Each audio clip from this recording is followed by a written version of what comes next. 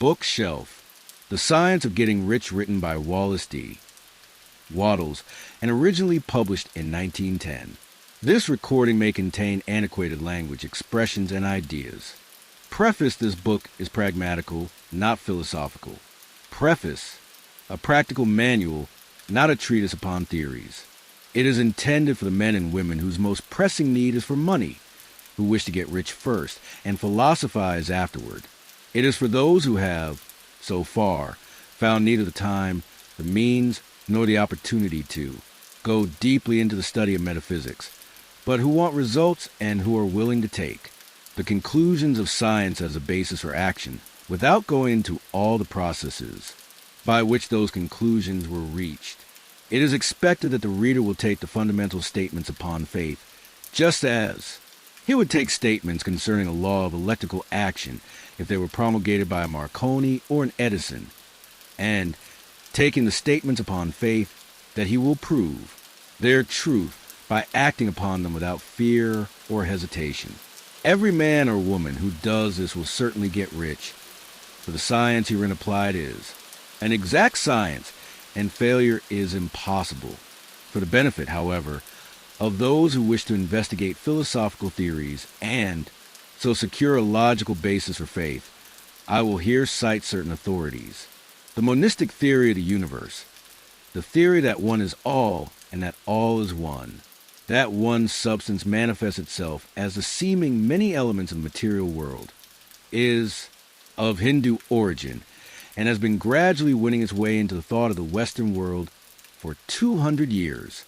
It is the foundation of all the Oriental philosophies and of those of Descartes, Spinoza, Leibniz, Schopenhauer, Hegel, and Emerson. The reader who would dig to the philosophical foundations is advised to read Hegel and Emerson for himself. In writing this book, I have sacrificed all other considerations to plainness and simplicity of style so that all might understand. The plan of action laid down herein was deduced from the conclusions of philosophy. It has been thoroughly tested and bears a supreme test of practical experiment. It works. If you wish to know how the conclusions were arrived at, read the writings of the authors mentioned above. And if you wish to reap the fruits of their philosophies in actual practice, read this book and do exactly as it tells you to do. The author: The Right to be Rich. Chapter 1. The Right to be Rich. Whatever may be said in praise of poverty, the fact remains that it is not possible to live a really complete or successful life unless one is rich. No man can rise to his greatest possible height in talent or soul development unless he has plenty of money. For to unfold the soul and to develop talent, he must have many things to use, and he cannot have these things unless he has money to buy them with. Man develops in mind, soul, and body by making use of things, and society is so organized that man must have money in order to become the possessor of things. Therefore, the basis of all advancement for man must be the science of getting rich.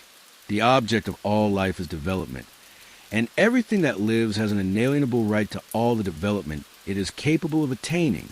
Man's right to life means his right to have the free and unrestricted use of all the things which may be necessary to his fullest mental, spiritual, and physical unfoldment, or, in other words, his right to be rich.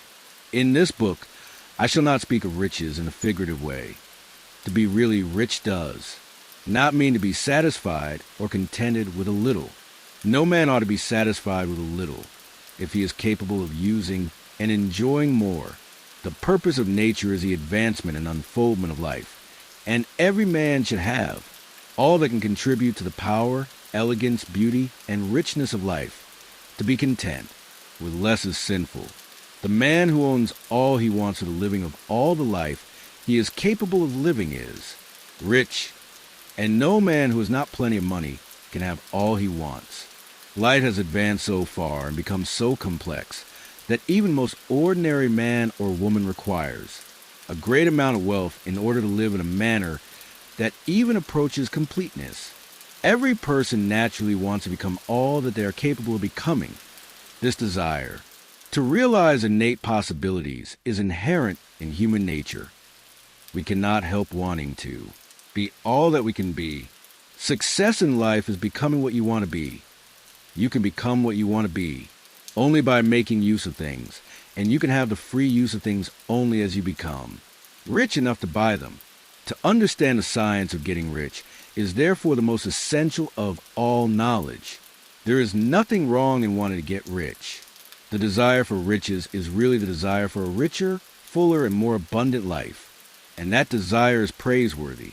The man who does not desire to live more abundantly is abnormal. And so the man who does not desire to have money enough to buy all he wants is abnormal. There are three motives for which we live. We live for the body, we live for the mind, we live for the soul. No one of these is better or holier than the other. All are alike desirable, and no one of the three, body, mind, or soul, can live fully if either of the others is cut short. Of full life and expression, it is not right or noble to live only for the soul and deny mind or body, and it is wrong to live for the intellect and deny body and soul. We are all acquainted with the loathsome consequences of living for the body and denying both mind and soul, and we see that real life means a complete expression of all that man can give forth through body, mind, and soul. Whatever he can say, no man can be really happy or satisfied unless his body is living fully in every function, and unless the same is true of his mind and his soul. Wherever there is unexpressed possibility or function not performed, there is unsatisfied desire. Desire is possibility seeking expression, or function seeking performance. Man cannot live fully in body without good food, comfortable clothing, and warm shelter, and without freedom from excessive toil. Rest and recreation are also necessary to his physical life. He cannot live fully in mind without books and time to study them, without opportunity for travel and observation, or without intellectual companionship. To live fully in mind, he must have intellectual recreations, and must surround himself with all the objects of art and beauty he is capable of using and appreciating. To live fully in soul, a man must have love, and love is denied fullest expression by poverty. Man's highest happiness is found in the bestowal of benefits on those he loves. Love finds its most natural and spontaneous expression in giving. The man who has nothing to give cannot fill his place as a husband or father, as a citizen, or as a man. It is in the use of material things that man finds full life for his body, develops his mind, and unfolds his soul. It is therefore of supreme importance to him that he should be rich. Help doing so. It is perfectly right that you should give your best attention to the science of getting rich, for it is the noblest and most necessary of all studies. If you neglect this study, you are derelict in your duty to yourself, to God, and to humanity. For you can render God and humanity no greater service than to make the most of yourself. 2. There is a science of getting rich. Chapter 2. There is a science of getting rich, there is a science of getting rich. And it is an exact science like algebra or arithmetic. There are certain laws which govern the process of acquiring riches.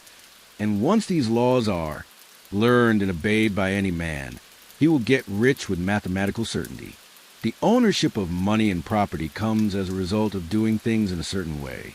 Those who do things in a certain way, whether on purpose or accidentally, get rich, while those who do not do things in a certain way, no matter how hard they work or how able they are, remain poor.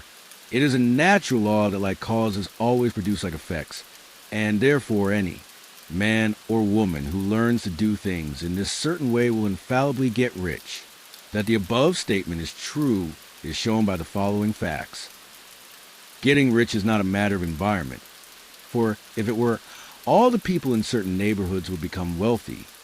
The people of one city would all be rich, while those of other towns would all be poor, or the inhabitants of one state would roll in wealth, while those of an adjoining state would be in poverty. But everywhere we see rich and poor living side by side, in the same environment, and often engaged in the same vocations. When two people are in the same locality and in the same business, and one gets rich while the other remains poor, it shows that getting rich is not primarily a matter of environment. Some environments may be more favorable than others, but when two people in the same business are in the same neighborhood, and one gets rich while the other fails, it indicates that getting rich is a result of doing things in a certain way. And further, the ability to do things in this certain way is not due solely to possession of talent. For many people who have great talent remain poor, while others who have very little talent get rich. Studying the people who have got rich, we find that they are an average lot in all respects. Having no greater talents and abilities than other men, it is evident that they do not get rich because they possess talents and abilities that other men do not, but because they happen to do things in a certain way. Getting rich is not the result of saving or thrift. Many very penurious people are poor, while free spenders often get rich. Nor is getting rich due to doing things which others fail to do. For two men in the same business often do almost exactly the same things, and one gets rich while the other remains poor or becomes a bankrupt. From all these things, we must come to the conclusion that getting rich is the result of doing things in a certain way. If getting rich is the result of doing things in a certain way, and if like causes always produce like effects, then any man or woman who can do things in that way can become rich, and the whole matter is brought within the domain of exact science. The question arises here whether this certain way may not be so difficult that only a few may follow it. This cannot be true, as we have seen, so far as natural ability is concerned. Talented people get rich and blockheads get rich. Intellectually brilliant people get rich and very stupid people get rich. Physically strong people get rich and weak and sickly people get rich. Some degree of ability to think and understand is, of course, essential, but insofar as natural ability is concerned, any man or woman who has sense enough to read and understand these words can certainly get rich. Also, we have seen that it is not a matter of environment. Location counts for something. One would not go to the heart of the Sahara and expect to do successful business. Getting rich involves the necessity of dealing with men and of being where there are people to deal with. And if these people are inclined to deal in the way you want to deal, so much the better. But that is about as far as environment goes. If anybody else in your town can get rich, so can you. And if anybody else in your state can get rich, so can you. Again, it is not a matter of choosing some particular business or profession. People get rich in every business and in every profession, while their next-door neighbors in the very same vocation remain in poverty. It is true that you will do best in a business which you like and which is congenial to you, and if you have certain talents which are well developed, you will do best in a business which calls for the exercise of those talents. Also, you will do best in a business which is suited to your locality. An ice cream parlor would do better in a warm climate than in Greenland, and a salmon fishery will succeed better in the Northwest than in Florida, where there are no salmon. But aside from these general limitations, getting rich is not dependent upon your engaging in some particular business, but upon your learning to do things in a certain way. If you are now in business, and anybody else in the locality is getting rich in the same business, while you are not getting rich, it is because you are not doing things in the same way that the other person is doing them. No one is prevented from getting rich by lack of capital. True, as you get capital, the increase becomes more easy and rapid, but one who has capital is already rich and does not need to consider how to become so. No matter how poor you may be, if you begin to do things in a certain way, you will begin to get rich, and you will begin to have capital. The getting of capital is a part of the process of getting rich, and it is a part of the result, which invariably follows the doing of things in a certain way. You may be the poorest person on the continent and be deeply in debt. You may have neither friends, influence, nor resources, but if you begin to do things in this way, you must infallibly begin to get rich, for like causes must produce like effects. If you have no capital, you can get capital. If you are in the wrong business, you can get into the right business. If you are in the wrong location, you can go to the right location, and you can do so by beginning in your present business and in your present location to do things in a certain way which causes success. 3. Is opportunity monopolized? Chapter 3. Is opportunity monopolized? No man is kept poor because opportunity has been taken away from him, because other people have monopolized the wealth and have put a fence around it. You may be shut off from engaging in business in certain lines, but there are other channels open to you. Probably it would be hard for you to get control of any of the great railroad systems. That field is pretty well monopolized, but the electric railway is still in its infancy and offers plenty of scope for enterprise. And it will be but a very few years until traffic and transportation through the air will become a great industry, and in all its branches will give employment to hundreds of thousands and perhaps to millions of people. Why not turn your attention to the development of aerial transportation instead of competing with J.J. Hill and others for a chance in the steam railway world? It is quite true that if you are a workman and employee of the Steel Trust, you have very little chance of becoming the owner of the plant in which you work. But it is also true that if you will commence to act in a certain way, you can soon leave the employ of the Steel Trust. You can buy a farm of from 10 to 40 acres and engage in business as a producer of foodstuffs. There is great opportunity at this time for men who will live upon small tracts of land and cultivate the same intensively. Such men will certainly get rich.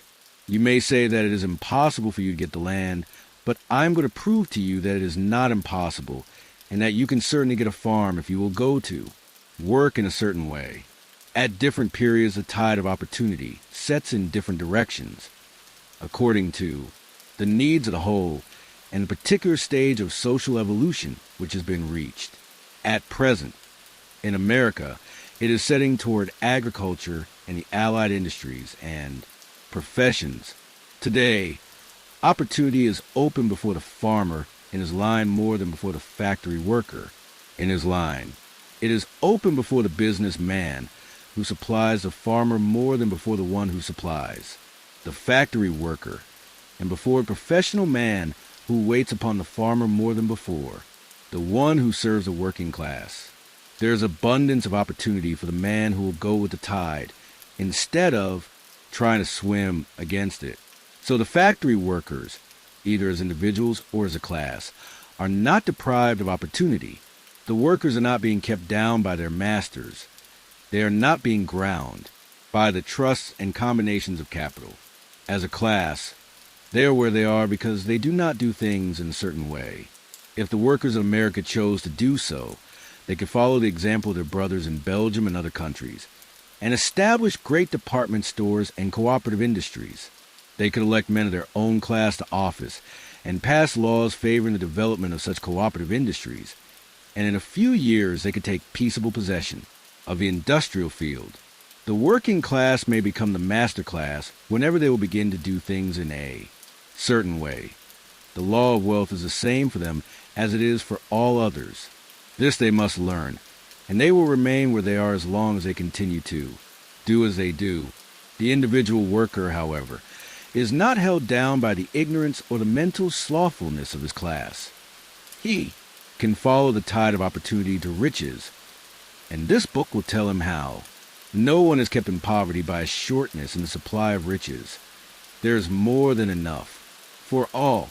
A palace as large as the Capitol at Washington might be built for every family on earth from the building material in the United States alone, and under intensive cultivation, this country would produce wool, cotton, linen, and silk enough to clothe each person in the world. Finer than Solomon was arrayed in all his glory, together with food enough to feed them all luxuriously. The visible supply is practically inexhaustible, and the invisible supply really is inexhaustible. Everything you see on earth is made from one original substance, out of which all things proceed. New forms are constantly being made, and older ones are dissolving, but all are shapes assumed. By one thing, there is no limit to the supply of formless stuff or original substance. The universe is made out of it, but it was not all used in making the universe. The spaces in, through, and between the forms of the visible universe are permeated and filled with the original substance, with the formless stuff, with the raw material of all things. 10,000 times as much as has been made might still be made, and even then we should not have exhausted the supply of universal raw material. No man, therefore, is poor because nature is poor, or because there is not enough to go around. Nature is an inexhaustible storehouse of riches.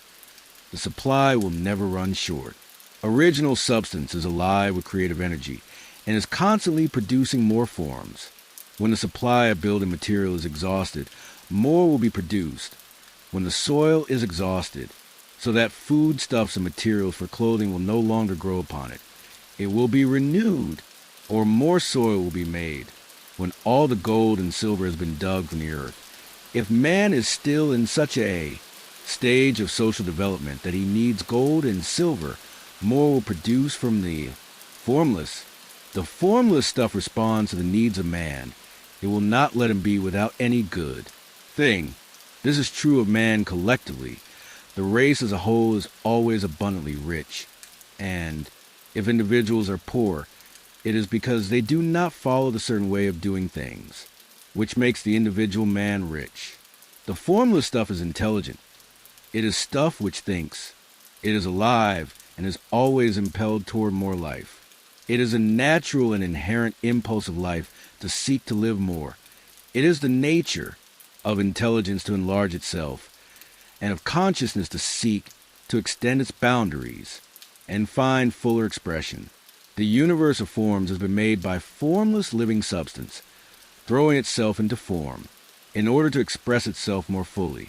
The universe is a great living presence, always moving inherently toward more life and fuller functioning. Nature is formed for the advancement of life. Its impelling motive is the increase of life. For this cause, everything which can possibly minister to life is bountifully provided. There can be no lack unless God is to contradict himself and nullify his own works. You are not kept poor by lack and supply of riches. It is a fact which I shall demonstrate a little farther on, that even the resources of the formless supply are at the command of the man or woman who will act and think in a certain way. For the first principle in the science of getting rich. Chapter 4. The first principle in the science of getting rich. Thought is the only power which can produce tangible riches from the formless substance. The stuff from which all things are made is a substance which thinks, and a thought of form in this substance produces the form. Original substance moves according to its thoughts. Every form and process you see in nature is the visible expression of a thought in original substance. As the formless stuff thinks of a form, it takes that form. As it thinks of motion, it makes that motion. That is the way all things were created. We live in a thought world, which is part of a thought universe. The thought of a moving universe extended throughout formless substance, and the thinking, stuff moving according to that thought, took the form of systems of planets and maintains that form. Thinking substance takes the form of its thought and moves according to the thought, holding the idea of a circling system of suns and worlds. It takes the form of these bodies and moves them as it thinks. Thinking the form of a slow-growing oak tree, it moves accordingly and produces the tree. Those centuries may be required to do the work in creating. The formless seems to move according to the lines of motion it has established. The thought of an oak tree does not cause the instant formation of a full-grown tree, but it does start in motion the forces which will produce the tree along established lines of growth. Every thought of form held in thinking substance causes the creation of form, but always, or at least generally, along lines of growth and action already established. The thought of a house of a certain construction, if it were impressed upon formless substance, might not cause the instant formation of the house, but would cause the turning of creative. Energy is already working in trade and commerce into such channels as to result in the speedy building of the house. And if there were no existing channels through which the creative energy could work, then the house would be formed directly from primal substance, without waiting for the slow processes of the organic and inorganic world. No thought of form can be impressed upon original substance without causing the creation of the form. Man is a thinking center and can originate thought. All the forms that man fashions with his hands must first exist in his thought. He cannot shape a thing until he has thought that thing. And so far man has confined his efforts wholly to the work of his hands. He has applied manual labor to the world of forms, seeking to change or modify those already existing. He has never thought of trying to cause the creation of new forms by impressing his thoughts upon formless substance. When man has a thought form, he takes material from the forms of nature and makes an image of the form which is in his mind. He has, so far, made little or no effort to cooperate with formless intelligence, to work with the Father. He has not dreamed that he can do what he sees the Father doing. Man reshapes and modifies existing forms by manual labor. He has given no attention to the question whether he may not produce things from formless substance by communicating his thoughts to it. We propose to prove that he may do so, to prove that any man or woman may do so, and to show how. As our first step, we must lay down 3 fundamental propositions. First, we assert that there is one original formless stuff, or substance, from which all things are made. All the seemingly many elements are but different presentations of one element. All the many forms found in organic and inorganic nature are but different shapes made from the same stuff. And this stuff is thinking stuff. A thought held in it produces the form of the thought. Thought, in thinking substance, produces shapes. Man is a thinking center capable of original thought. If man can communicate his thought to original thinking substance, he can cause the creation or formation of the thing he thinks about. To summarize this, there is a thinking stuff from which all things are made, and which, in its original state, permeates, penetrates, and fills the inner spaces of a universe. A thought, in this substance, produces a thing that is imaged by the thought. Man can form things in his thought, and by impressing his thought upon formless substance, can cause the thing he thinks about to be created. It may be asked if I can prove these statements, and without going into details, I answer that I can do so both by logic and experience. Reasoning back from the phenomena of form and thought, I come to one original thinking substance, and reasoning forward from this thinking substance, I come to man's power to cause the formation of the thing he thinks about, and by experiment I find the reasoning true, and this is my strongest proof. If one man who reads his book gets rich by doing what it tells him to do, that is evidence in support of my claim. But if every man who does what it tells him to do gets rich, that is positive proof until someone goes through the process and fails. The theory is true until the process fails, and this process will not fail, for every man who does exactly what this book tells him to do will get rich. I have said that men get rich by doing things in a certain way, and in order to do so, men must become able to think in a certain way. A man's way of doing things is a direct result of the way he thinks about things. To do things in a way you want to do them, you will have to acquire the ability to think the way you want to think. This is the first step toward getting rich. To think what you want to think is to think truth, regardless of appearances. Every man has a natural and inherent power to think what he wants to think, but it requires far more effort to do so than it does to think the thoughts which are suggested by appearances. To think according to appearances is easy. To think truth regardless of appearances is laborious and requires the expenditure of more power than any other work man is called upon to perform. There is no labor from which most people shrink as they do from that of sustained and consecutive thought. It is the hardest work in the world. This is especially true when truth is contrary to appearances.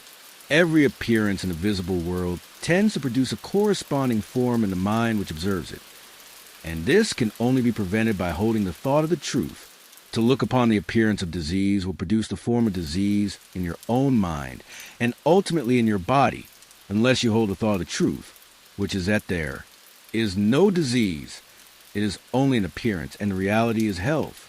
To look upon the appearances of poverty will produce corresponding forms in your own mind, unless you hold to the truth that there is no poverty. There is only abundance. To think health when surrounded by the appearances of disease, or to think riches when in the midst of appearances of poverty, requires power, but he who acquires this power becomes a mastermind. He can conquer fate. He can have what he wants. This power can only be acquired by getting hold of the basic fact, which is behind all, appearances, and that fact is that there is one thinking substance from which and by which all things are made. Then we must grasp the truth that every thought held in this substance becomes a form, and that man can so impress his thoughts upon it as to cause them to take form and become visible things. When we realize this, we lose all doubt and fear, for we know that we can create what we want to create. We can get what we want to have, and can become what we want to be. As a first step toward getting rich, you must believe the three fundamental statements given previously in this chapter, and in order to emphasize them, I repeat them here. There's a thinking stuff in which all things are made, and which, in its original state, permeates, penetrates, and fills the inner spaces of the universe. A thought, in this substance, produces a thing that is imaged by the thought. Man can form things in his thought, and by impressing his thought upon formless substance, can cause the thing he thinks about to be created. You must lay aside all other concepts of the universe than this monistic one, and you must dwell upon this until it is fixed in your mind and has become your habitual thought. Read these creed statements over and over again, fix every word upon your memory, and meditate upon them until you firmly believe what they say. If a doubt comes to you, cast it aside as a sin. Do not listen to arguments against this idea. Do not go to churches or lectures where a contrary concept of things is taught or preached. Do not read magazines or books which teach a different idea. If you get mixed up in your faith, all your efforts will be in vain. Do not ask why these things are true, nor speculate as to how they can be true. Simply, take them on trust. The science of getting rich begins with the absolute acceptance of this faith. B. Increasing life. Chapter 5. Increasing life. You must get rid of the last vestige of the old idea that there is a deity whose will it is that you should be poor, or whose purposes may be served by keeping you in poverty. The intelligent substance which is all, and in all, and which lives in all and lives in you, is a consciously living substance. Being a consciously living substance, it must have the natural and inherent desire of every living intelligence for increase of life. Every living thing must continually seek for the enlargement of its life, because life, in the mere act of living, must increase itself.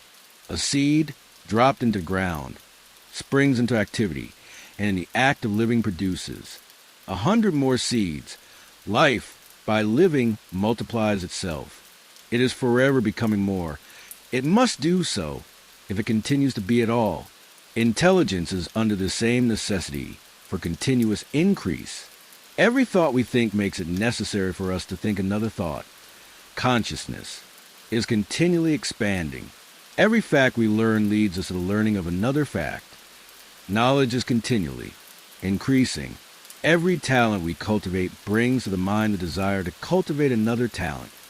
We are subject to the urge of life, seeking expression, which ever drives us on to know more, to do more, and to be more.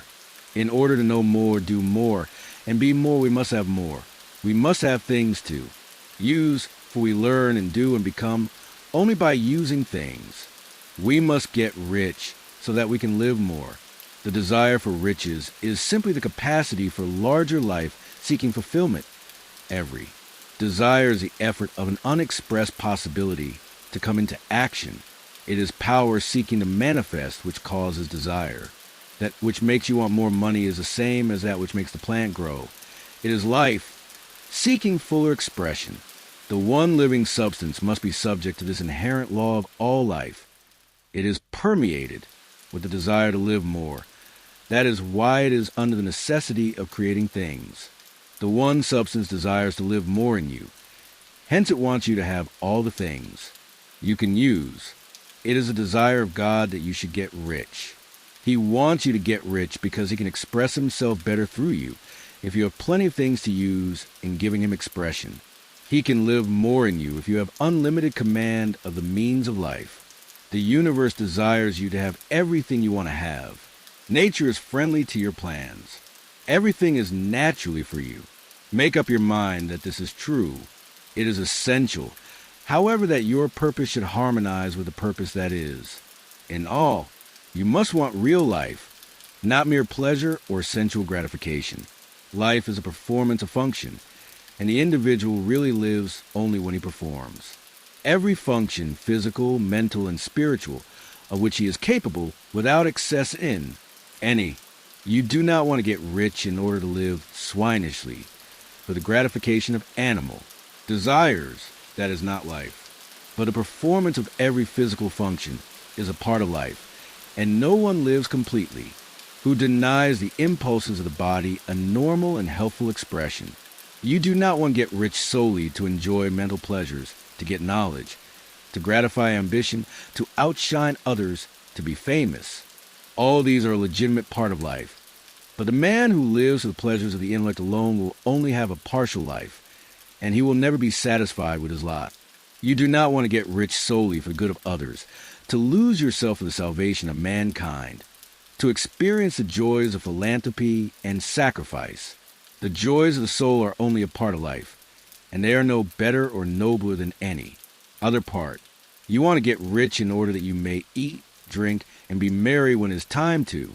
Do these things in order that you may surround yourself with beautiful things, see distant lands, feed your mind, and develop your intellect, in order that you may love men and do kind things, and be able to play a good part in helping the world to find truth. But remember that extreme altruism is no better and no nobler than extreme selfishness. Both are mistakes. Get rid of the idea that God wants you to sacrifice yourself for others, and that you can secure his favor by doing so. God requires nothing of the kind. What he wants is that you should make the most of yourself for yourself and for others. And you can help others more by making the most of yourself than in any other way. You can make the most of yourself only by getting rich. So it is right and praiseworthy that you should give your first and best thought to the work of acquiring wealth.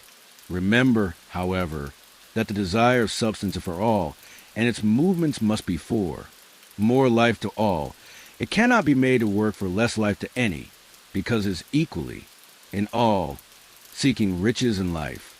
Intelligent substance will make things for you, but it will not take things away from someone else and give them to you. You must get rid of the thought of competition. You are to create, not to compete for what is already created.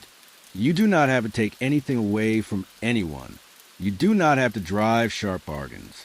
You do not have to cheat or to take advantage. You do not need to let anyone work for you for less than he earns. You do not have to covet the property of others or to look at it with wishful eyes. No man has anything of which you cannot have the like, and that without taking what he has away from him. You are to become a creator, not a competitor. You're going to get what you want, but in such a way that when you get it, every other man will have more than he has now. I am aware that there are men who get a vast amount of money by proceeding in direct opposition to the statements in the paragraph above, and may add a word of explanation here. Men of the plutocratic type, who become very rich, do so sometimes purely by their extraordinary ability on the plane of competition, and sometimes they unconsciously relate themselves to substance in its great purposes and movements for the general racial upbuilding through industrial evolution. Rockefeller, Carnegie, Morgan, et al.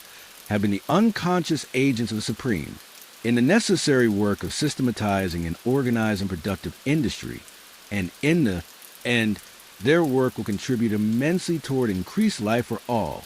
Their day is nearly over. They have organized production and will soon be succeeded by the agents of the multitude, who will organize the machinery of distribution. The multimillionaires are like the monster reptiles of the prehistoric eras. They play a necessary part in the evolutionary process, but the same power which produced them will dispose of them. And it is well to bear in mind that they have never been really rich. A record of the private lives of most of this class will show that they have really been the most abject and wretched of the poor. Riches secured on the competitive plane are never satisfactory and permanent. They are yours today and another's tomorrow. Remember, if you are to become rich in a scientific and certain way, you must rise entirely out of the competitive thought. You must never think for a moment that the supply is limited. Just as soon as you begin to think that all the money is being cornered and controlled by bankers and others, and that you must exert yourself to get laws passed to stop this process, and so on, in that moment you drop into competitive mind, and your power to cause creation is gone for the time being. And what is worse, you will probably arrest the creative movements you have already instituted. Know that there are countless millions of dollars worth of gold in the mountains of the earth not yet brought to light, and know that if there were not, more would be created. From thinking substance to supply your needs, know that the money you need will come, even if it is necessary for 1,000 men to be led to the discovery of new gold mines tomorrow. Never look at the visible supply.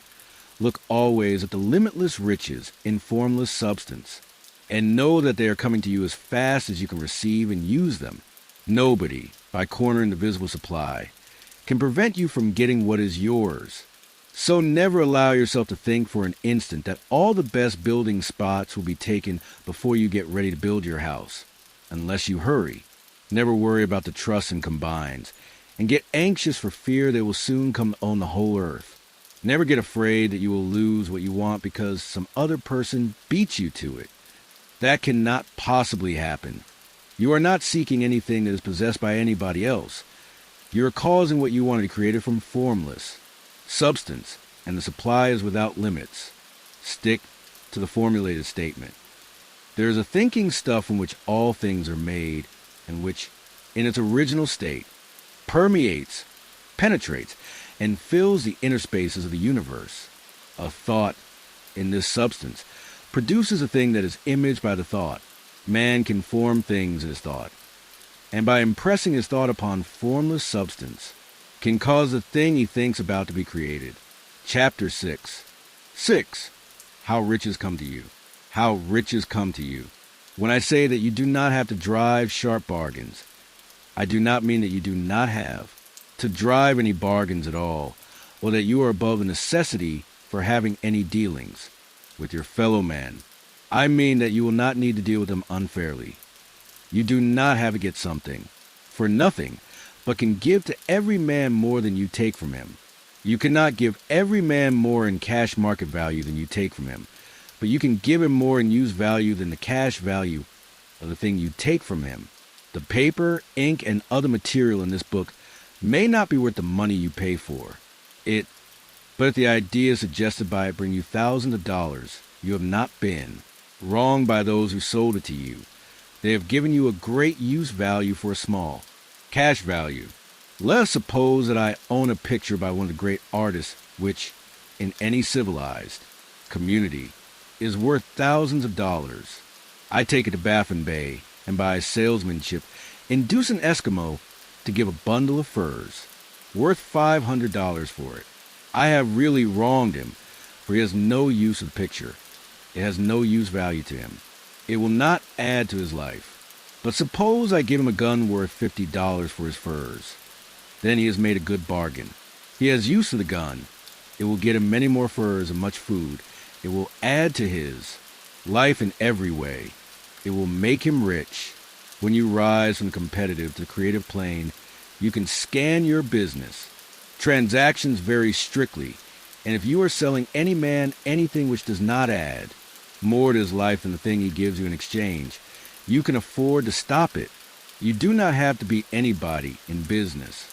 And if you are in a business which does beat people, get out of it at once. Give every man more in use value than you take from him in cash value. Then you are adding to the life of the world by every business transaction. If you have people working for you, you must take from them more in cash value than you. Pay them in wages. But you can so organize your business that it will be filled with the principle of advancement, and so that each employee who wishes to do so may advance. A little every day, you can make your business do for your employees what this book is doing for you. You can so conduct your business that it will be a sort of ladder by which every employee who will take the trouble may climb to riches himself. And given the opportunity, if he will not do so, it is not your fault. And finally, because you are to cause the creation of your riches from formless substance, which permeates all your environment, it does not follow that they are to take shape from the atmosphere and come into being before your eyes. If you want a sewing machine, for instance, I do not mean to tell you that you are to impress the thought of a sewing machine on thinking substance until the machine is formed, without hands, in the room where you sit or elsewhere. But if you want a sewing machine, hold the mental image of it with the most positive certainty that it is being made or is on its way to you after once forming the thought. Have most absolute and unquestioning faith that the sewing machine is coming. Never think of it or speak of it in any other way than as being sure to arrive. Claim it as already yours. It will be brought to you by the power of the supreme intelligence acting upon the minds of men. If you live in Maine, it may be that a man will be brought from Texas or Japan to engage in some transaction which will result in your getting what you want. If so, the whole matter will be as much to that man's advantage as it is to yours. Do not forget for a moment that the thinking substance is through all, in all, communicating with all and can influence all. The desire of thinking substance for fuller life and better living has caused the creation of all the sewing machines already made, and it can cause the creation of millions more, and will, whenever men set it in motion by desire and faith, and by acting in a certain way. You can certainly have a sewing machine in your house, and it is just as certain that you can have any other thing or things which you want, and which you will use for the advancement of your own life and the lives of others. You need not hesitate about asking largely. It is your Father's pleasure to give you. The kingdom, said Jesus. Original substance wants to live all that is possible in you and wants you to have all that you can or will use for the living of the most abundant life. If you fix upon your consciousness the fact that the desire you feel for the possession of riches is one with the desire of omnipotence for more complete expression, your faith becomes invincible. Once I saw a little boy sitting at a piano and vainly trying to bring harmony out of the keys, and I saw that he was grieved and provoked by his inability to play real music. I asked him the cause of his vexation, and he answered, I can feel the music in me, but I can't make my hands go right. The music in him was the urge of original substance, containing all the possibilities of all life. All that there's of music was seeking expression through the child. God, the one substance, is trying to live and do and enjoy things through humanity. He is saying, I want hands to build wonderful structures, to play divine harmonies, to paint glorious pictures. I want feet to run my errands, eyes to see my beauties, tongues to tell mighty truths and to sing marvelous songs, and so on. All that there is a possibility is seeking expression through men. God wants those who can play music to have pianos and every other instrument, and to have the means to cultivate their talents to the fullest extent. He wants those who can appreciate beauty to be able to surround themselves with beautiful things. He wants those who can discern truth to have every opportunity to travel and observe. He wants those who can appreciate dress to be beautifully clothed, and those who can appreciate good food to be luxuriously fed. He wants all these things because it is himself that enjoys and appreciates them. It is God who wants to play and sing and enjoy beauty, and proclaim truth and wear fine clothes, and eat good foods. It is God that worketh in you to will and to do, said Paul. The desire you feel for riches is the infinite, seeking to express himself in you as he saw it, to find expression in the little boy at the piano. So you need not hesitate to ask largely. Your part is to focalize and express the desires of God. This is a difficult point with most people. They retain something of the old idea that poverty and self-sacrifice are pleasing to God. They look upon poverty as a part of the plan, a necessity of nature. They have the idea that God has finished his work and made all that he can make, and that the majority of men must stay poor because there is not enough to go around. They hold to so much of this erroneous thought that they feel ashamed to ask for wealth. They try not to want more than a very modest competence, just enough to make them fairly comfortable. I recall now the case of one student who was told that he must get in mind a clear picture of the things he desired, so that the creative thought of them might be impressed on formless substance. He was a very poor man, living in a rented house, and having only what he earned from day to day, and he could not grasp the fact that all wealth was his. So, after thinking the matter over, he decided that he might reasonably ask for a new rug for the floor of his best room, and an anthracite coal stove to heat the house during the cold weather. Following the instructions given in this book, he obtained these things in a few months, and then it dawned upon him that he had not asked enough. He went through the house in which he lived and planned all the improvements he would like to make in it. He mentally added a bay window here and a room there until it was complete in his mind as his ideal home. And then he planned his furnishings.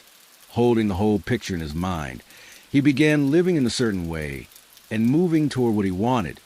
And he owns a house now and is rebuilding it after the form of his mental image.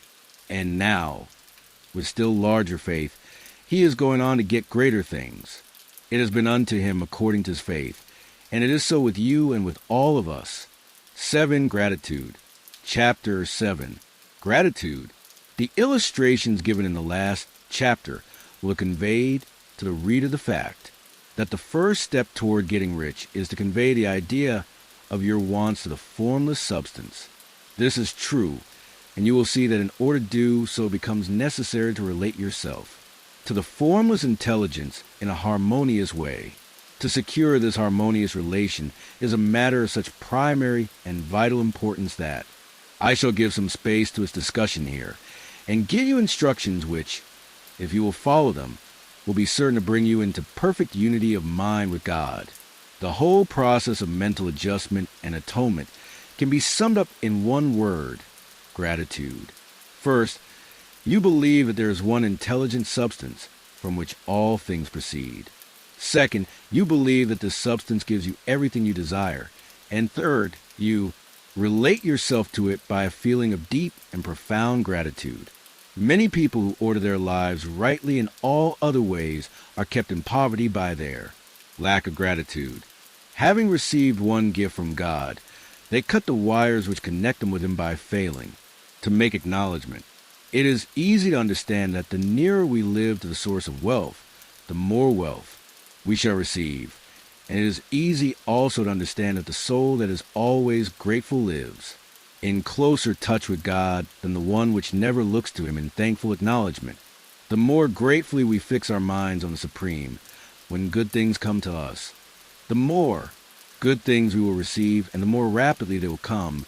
And the reason simply is that the mental attitude of gratitude draws the mind into closer touch with the source from which the blessings come. If it is a new thought to you that gratitude brings your whole mind into closer harmony with the creative energies of the universe, consider it well, and you will see that it is true. The good things you already have come to you along the line of obedience to certain laws. Gratitude will lead your mind out along the ways by which things come, and it will keep you in close harmony with creative thought and prevent you from falling into competitive thought. Gratitude alone can keep you looking toward the all and prevent you from falling into the error of thinking of the supply as limited, and to do that will be fatal to your hopes. There is a law of gratitude, and it is absolutely necessary that you should observe the law if you are to get the results you seek. The law of gratitude is the natural principle that action and reaction are always equal. and in opposite directions. The grateful outreaching of your mind in thankful praise to the Supreme is a liberation or expenditure of force. It cannot fail to reach that to which it addressed, and the reaction is an instantaneous movement towards you. Draw nigh unto God, and he will draw nigh unto you. That is a statement of psychological truth. And if your gratitude is strong and constant, the reaction in formless substance will be strong and continuous. The movement of the things you want will be always toward you. Notice the grateful attitude that Jesus took. How he always seems to be saying, I thank thee, Father, that thou hearest me. You cannot exercise much power without gratitude, for it is gratitude that keeps you connected with power. But the value of gratitude does not consist solely in getting you more blessings in the future. Without gratitude, you cannot long keep from dissatisfied thought regarding things as they are. The moment you permit your mind to dwell with dissatisfaction upon things as they are, you begin to lose ground. You fix attention upon the common, the ordinary, the poor, and the squalid and mean, and your mind takes the form of these things. Then you will transmit these forms or mental images to the formless, and the common, the poor, the squalid, and mean will come to you. To permit your mind to dwell upon the inferior is to become inferior and to surround yourself with inferior things. On the other hand, to fix your attention on the best is to surround yourself with the best and to become the best. The creative power within us makes us into the image of that to which we give our attention. We are thinking substance, and thinking substance always takes a form of that which it thinks about. The grateful mind is constantly fixed upon the best. Therefore, it tends to become the best. It takes the form or character of the best and will receive the best. Also, faith is born of gratitude. The grateful mind continually expects good things, and expectation becomes faith. The reaction of gratitude upon one's own mind produces faith, and every outgoing wave of grateful thanksgiving increases faith. He who has no feeling of gratitude cannot long retain a living faith. And without a living faith, you cannot get rich by the creative method, as we shall see in the following chapters. It is necessary, then, to cultivate the habit of being grateful for every good thing that comes to you, and to give thanks continuously. And because all things have contributed to your advancement, you should include all things in your gratitude. Do not waste time thinking or talking about the shortcomings or wrong actions of plutocrats or trust magnates. Their organization of the world has made your opportunity. All you get really comes to you because of them. Do not rage against corrupt politicians. If it were not for politicians, we should fall into anarchy, and your opportunity will be greatly lessened. God has worked a long time and very patiently to bring us up to where we are in industry and government, and he is going right on with his work. There is not the least doubt that he will do away with plutocrats, trust magnates, captains of industry and politicians as soon as they can be spared. But in the meantime, behold, they are all very good. Remember that they are all helping to arrange the lines of transmission along which your riches will come to you, and be grateful to them all. This will bring you into harmonious relations with the good in everything, and the good in everything will move toward you. Chapter 8. 8. Thinking in a certain way. Thinking in a certain way. Turn back to chapter 6 and read again the story of the man who formed a mental image of his house, and you'll get a fair idea of the initial step toward getting rich. You must form a clear and definite mental picture of what you want. You cannot transmit an idea unless you have it yourself. You must have it before you can give it, and many people fail to impress thinking substance because they have themselves only a vague and misty concept of the things they want to do, to have, or to become. It is not enough that you should have a general desire for wealth to do good with. Everybody has that desire. It is not enough that you should have a wish to travel, see things, live more, etc. Everybody has those desires also. If you were going to send a wireless message to a friend, you would not send the letters of the alphabet in their order and let him construct a message for himself. nor would you take words at random from the dictionary. You would send a coherent sentence, one which meant something. When you try to impress your want upon substance, remember that it must be done by a coherent statement. You must know what you want and be definite.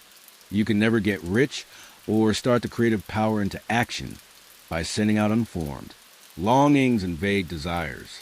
Go over your desires just as the man I have described went over his house. See just what you want and get a clear mental picture of it as you wish it to look when you get it. That clear mental picture you must have continually in mind, as the sailor has in mind the port toward which he is sailing the ship. You must keep your face toward it all the time. You must no more lose sight of it than the steersman loses sight of the compass. It is not necessary to take exercises in concentration, nor to set apart special times for prayer and affirmation, nor to go into the silence, nor to do occult stunts of any kind.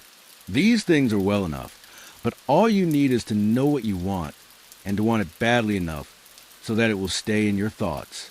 Spend as much of your leisure time as you can in contemplating your picture, but no one needs to take exercises to concentrate his mind on a thing which he really wants. It is the things you do not really care about which require effort to fix your attention upon them. And unless you really want to get rich, so that the desire is strong enough to hold your thoughts directed to the purpose, as the magnetic pole holds the needle of the compass, it will hardly be worthwhile for you to try to carry out the instructions given in this book. The methods herein set forth are for people whose desire for riches is strong enough to overcome mental laziness and the love of ease, and make them work. The more clear and definite you make your picture, then, and the more you dwell upon it, bringing out all its delightful details, the stronger your desire will be, and the stronger your desire, the easier it will be to hold your mind fixed upon the picture of what you want. Something more is necessary, however, than merely to see the picture clearly. If that is all you do, you are only a dreamer and will have little or no power for accomplishment. Behind your clear vision must be the purpose to realize it, to bring it out in tangible expression. And behind this purpose must be an invincible and unwavering faith that the thing is already yours, that it is at hand, and you have only to take possession of it, live in the new house, mentally, until it takes form around you physically, in the mental realm. Enter at once into full enjoyment of the things you want. Whatsoever things ye ask when you pray, believe that you receive them, and ye shall have them, said Jesus. See the things you want as if they were actually around you all the time. See yourself as owning and using them. Make use of them in imagination, just as you will use them when they are your tangible possessions. Dwell upon your mental picture until it is clear and distinct, and then take the mental attitude of ownership toward everything in that picture. Take possession of it, in mind, in the full faith that it is actually yours. Hold to this mental ownership. Do not waver for an instant in the faith that it is real. And remember what was said in a preceding chapter about gratitude. Be as thankful for it all the time as you expect to be when it has taken form. The man who can sincerely thank God for the things which as yet he owns only in imagination has real faith. He will get rich. He will cause a creation of whatsoever he wants. You do not need to pray repeatedly for things you want. It is not necessary to tell God about it every day. Use not vain repetitions as the heathen do, said Jesus to his pupils. For your Father knoweth that ye have need of these things before ye ask him. Your part is to intelligently formulate your desire for things which make for a larger life, and to get these desires arranged into a coherent whole, and then to impress this whole desire upon the formless substance, which is the power and the will to bring you what you want. You do not make this impression by repeating strings of words. You make it by holding the vision with unshakable purpose to attain it, and with steadfast faith that you do attain it. The answer to prayer is not according to your faith while you are talking, but according to your faith while you are working.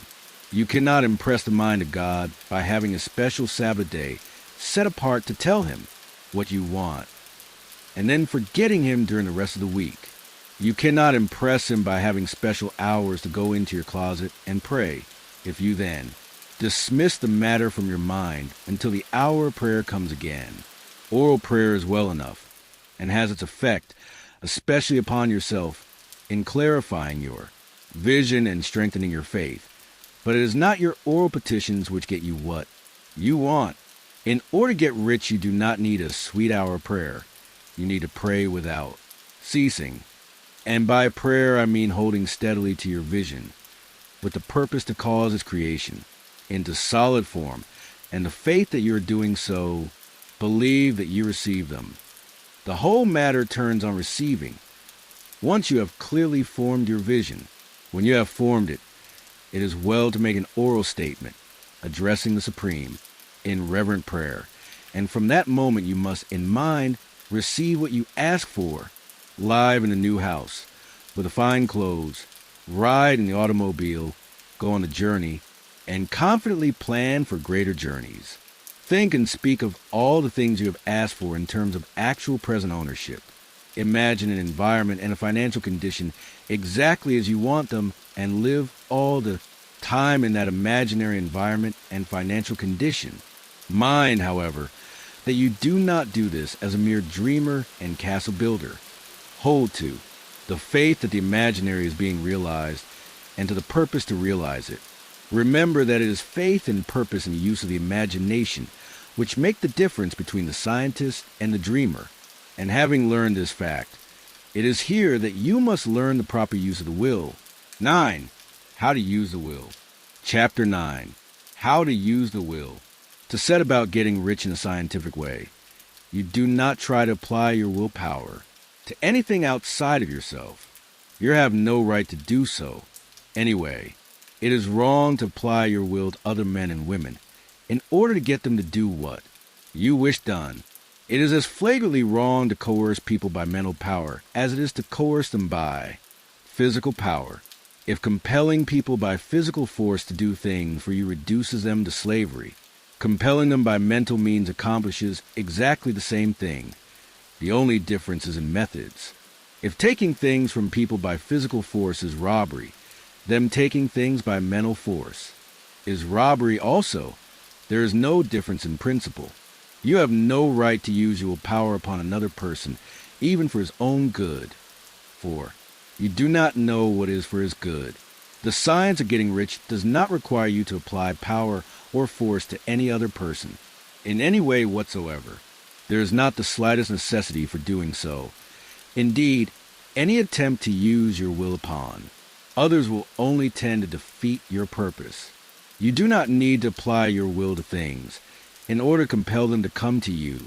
That would simply be trying to coerce God, and would be foolish and useless, as well as irreverent. You do not have to compel God to give you good things, any more than you have to use your willpower to make the sun rise. You do not have to use your willpower to conquer an unfriendly deity, or to make stubborn and rebellious forces do your bidding.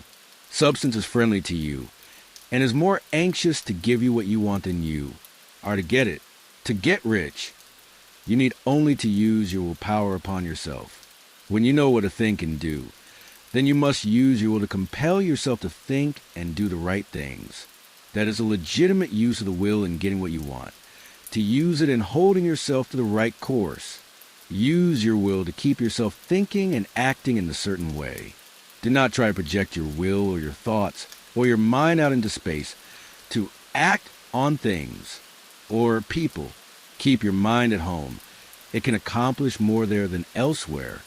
Use your mind to form a mental image of what you want and to hold that vision with faith and purpose. And use your will to keep your mind working in the right way. The more steady and continuous your faith and purpose, the more rapidly you will get rich, because you will make only positive impressions upon substance, and you will not neutralize or offset them by negative impressions. The picture of your desires, held with faith and purpose, is taken up by the formless and permeates it to great distances throughout the universe. For all I know, as this impression spreads, all things are set moving towards realization. Every living thing, every inanimate thing, and the things yet uncreated are stirred toward bringing into being that which you want. All force begins to be exerted in that direction. All things begin to move toward you. The minds of people everywhere are influenced toward doing the things necessary to the fulfilling of your desires, and they work for you unconsciously. But you can check all this by starting a negative impression in the formless substance. Doubt or unbelief is as certain to start a movement away from you as faith and purpose are to start one toward you. It is by not understanding this that most people who try to make use of mental science in getting rich make their failure. Every hour and moment you spend in giving heed to doubts and fears, every hour you spend in worry, every hour in which your soul is possessed by unbelief sets a current away from you in the whole domain of intelligent substance. All the promises are unto them that believe, and unto them only. Notice how insistent Jesus was upon this point of belief. And now you know the reason why. Since belief is all important, it behooves you to guard your thoughts. And as your beliefs will be shaped to a very great extent by the things you observe and think about, it is important that you should command your attention. And here it will comes into use. For it is by your will that you determine upon what things your attention shall be fixed. If you want to become rich, you must not make a study of poverty. Things are not brought into being by thinking about their opposites. Health is never be attained by studying disease and thinking about disease. Righteousness is not to be promoted by studying sin and thinking about sin. And no one ever got rich by studying poverty and thinking about poverty. Medicine as a science of disease has increased disease. Religion as a science of sin has promoted sin, and economics as a study of poverty will fill the world with wretchedness and want. Do not talk about poverty. Do not investigate it or concern yourself with it. Never mind what its causes are. You have nothing to do with them. What concerns you is a cure. Do not spend your time in charitable work or charity movements. All charity only tends to perpetuate the wretchedness it aims to eradicate. I do not say that you should be hard-hearted or unkind and refuse to hear the cry of need, but you must not try to eradicate poverty in any of conventional ways. Put poverty behind you and put all that pertains to it behind you and make good. Get rich. That is the best way you can help the poor. And you cannot hold the mental image which is to make you rich if you fill your mind with pictures of poverty. Do not read books or papers which give circumstantial accounts of the wretchedness of the tenement dwellers, of the horrors of child labor, and so on. Do not read anything which fills your mind with gloomy images of want and suffering. You cannot help the poor in the least by knowing about these things, and the widespread knowledge of them does not tend at all to do away with poverty. What tend to do away with poverty is not the getting of pictures of poverty into your mind, but getting pictures of wealth into the minds of the poor. You are not deserting the poor in their misery when you refuse to allow your mind to be filled with pictures of that misery. Poverty can be done away with not by increasing the number of well-to-do people who think about poverty, but by increasing the number of poor people who purpose with faith to get rich. The poor do not need charity. They need inspiration. Charity only sends them a loaf of bread to keep them alive in their wretchedness, or gives them an entertainment to make them forget for an hour or two. But inspiration will cause them to rise out of their misery. If you want to help the poor, demonstrate to them that they can become rich. Prove it by getting rich yourself. The only way in which poverty will ever be banished from this world is by getting a large and constantly increasing number of people to practice the teachings of this book. People must be taught to become rich by creation, not by competition. Every man who becomes rich by competition throws down behind him the ladder by which he rises and keeps others down. But every man who gets rich by creation opens a way for thousands to follow him and inspires them to do so. You are not showing hardness of heart or an unfeeling disposition when you refuse to pity. Poverty, see poverty, read about poverty or think or talk about it, or to listen to those who do talk about it. Use your willpower to keep your mind OFF the subject of poverty and to keep it fixed, with faith and purpose on the vision of what you want. X. Further use of the will. Chapter 10. Further use of the will. You cannot retain a true and clear vision of wealth if you are constantly turning your attention to opposing pictures, whether they be external or imaginary. Do not tell your past troubles of financial nature. If you have had them, do not think of them at all. Do no tell of the poverty of your parents or the hardships of your early life. To do any of these things is to mentally class yourself with the poor for the time being, and it will certainly check the movement of things in your direction. Let the dead bury their dead, as Jesus said. Put poverty and all things that pertain to poverty completely behind you. You have accepted a certain theory of the universe as being correct and are resting all your hopes of happiness on its being correct. And what can you gain by giving heed to conflicting theories? Do not read religious books which tell you that the world is soon coming to an end, and do not read the writings of muckrakers and pessimistic philosophers who tell you that it is going to the devil. The world is not going to the devil. It is going to God. It is a wonderful becoming. True, there may be a good many things in existing conditions which are disagreeable, but what is the use of studying them when they are certainly passing away, and when the study of them only tends to check their passing and keep them with us? Why give time and attention to things which are being removed by evolutionary growth, when you can hasten their removal only by promoting the evolutionary growth as far as your part of it goes? No matter how horrible and seeming may be the conditions in certain countries, sections, or places, you waste your time and destroy your own chances by considering them. You should interest yourself in the world's becoming rich. Think of the riches the world is coming into instead of the poverty it is growing out of. And bear in mind that the only way in which you can assist the world in growing rich is by growing rich yourself through the creative method, not the competitive one. Give your attention wholly to riches. Ignore poverty. Whenever you think or speak of those who are poor, think and speak of them as those who are becoming rich, as those who are to be congratulated rather than pitied. Then they and others will catch the inspiration and begin to search for the way out. Because I say that you are to give your whole time and mind and thought to riches, it does not follow that you are to be sordid or mean. To become really rich is the noblest aim you can have in life, for it includes everything else on the competitive plane. The struggle to get rich is a godless scramble for power over other men. But when we come into the creative mind, all this is changed. All that is possible in the way of greatness and soul unfoldment, of service and lofty endeavor, comes by way of getting rich. All is made possible by the use of things. If you lack for physical health, you will find that the attainment of it is conditional on your getting rich. Only those who are emancipated from financial worry and who have the means to live a care-free existence and follow hygienic practices can have and retain health.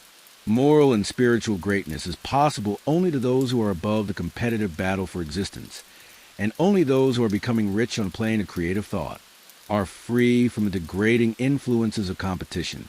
If your heart is set on domestic happiness, remember that love flourishes best where there is refinement, a high level of thought, and freedom from corrupting influences, and these are to be found only where riches are attained by the exercise of creative thought, without strife or rivalry. You can aim at nothing so great or noble, I repeat, as to become rich, and you must fix your attention upon your mental picture of riches, to the exclusion of all that may tend to dim or obscure the vision. You must learn to see the underlying truth in all things. You must see beneath all seemingly wrong conditions of great one life, ever moving forward toward fuller expression and more complete happiness. It is the truth that there is no such thing as poverty, that there is only wealth. Some people remain in poverty because they are ignorant of the fact that there is wealth for them, and these can best be taught by showing them the way to affluence in your own person and practice. Others are poor because, while they feel that there's a way out, they are too intellectually indolent to put forth the mental effort necessary to find that way and travel it. And for these, The very best thing you can do is to arouse their desire by showing them the happiness that comes from being rightly rich. Others still are poor because, while they have some notion of science, they have become so swamped and lost in the maze of metaphysical and occult theories that they do not know which road to take. They try a mixture of many systems and fail in all. For these, again, the very best thing to do is to show the right way in your own person and practice. An ounce of doing things is worth a pound of theorizing. The very best thing you can do for the whole world is to make the most of yourself. You can serve God and man in no more effective way than by getting rich. That is, if you get rich by the creative method and not by the competitive one. Another thing, we assert that this book gives in detail the principles of the science of getting rich. And if that is true, you do not need to read any other book upon the subject. This may sound narrow and egotistical, but consider there is no more scientific method of computation in mathematics than by addition, subtraction, multiplication, and division. No other method is possible. There can be but one shortest distance between 2 points. There is only one way to think scientifically, and that is to think in a way that leads by the most direct and simple route to the goal. No man has yet formulated a briefer or less complex system than the one set forth herein. It has been stripped of all non-essentials. When you commence on this, lay all others aside. Put them out of your mind altogether. Read this book every day. Keep it with you. Commit it to memory, and do not think about other systems and theories. If you do, you will begin to have doubts and to be uncertain and wavering in your thought, and then you will begin to make failures. After you have made good and become rich, you may study other systems as much as you please, but until you are quite sure that you have gained what you want, do not read anything on this line but this book, unless it be the author's mentioned in the preface, and read only the most optimistic comments on the world's news, those in harmony with your picture. Also, postpone your investigations into the occult. Do not dabble in theosophy, spiritualism, or kindred studies. It is very likely that the dead still live and are near, but if they are, let them alone. Mind your own business. Wherever the spirits of the dead may be, they have their own work to do and their own problems to solve, and we have no right to interfere with them. We cannot help them, and it is very doubtful whether they can help us or whether we have any right to trespass upon their time if they can. Let the dead and the hereafter alone, and solve your own problem. Get rich. If you begin to mix with the occult, you will start mental cross-currents which will surely bring your hopes to shipwreck. Now, this and the preceding chapters have brought us to the following statement of basic facts. There is a thinking stuff from which all things are made, and which, in its original state, permeates, penetrates, and fills the inner spaces of the universe. A thought, in this substance, produces a thing that is imaged by the thought. Man can form things in his thought, and by impressing his thought upon formless substance, can cause the thing he thinks about to be created. In order to do this, man must pass from the competitive to the creative mind. He must form a clear mental picture of the things he wants, and hold this picture in his thoughts, with the fixed purpose to get what he wants, and the unwavering faith that he does get what he wants, closing his mind against all that may tend to shake his purpose, dim his vision, or quench his faith. And in addition to all this, we shall now see that he must live and act in a certain way. Chapter 11, Acting in a Certain Way. 11. Acting in a certain way. Thought is a creative power, or the impelling force which causes a creative power to act. Thinking in a certain way will bring riches to you, but you must not rely upon thought alone, paying no attention to personal action. That is the rock upon which many otherwise scientific metaphysical thinkers meet shipwreck. The failure to connect thought with personal action.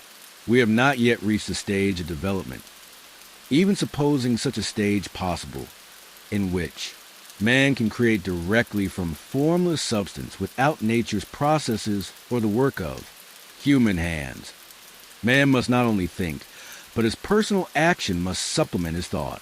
By thought you can cause the gold in the hearts of the mountains to be impelled toward you, but it will not mine itself or refine itself, coin itself into double eagles and come rolling along the roads, seeking its way into your pocket, under the impelling power of the Supreme Spirit.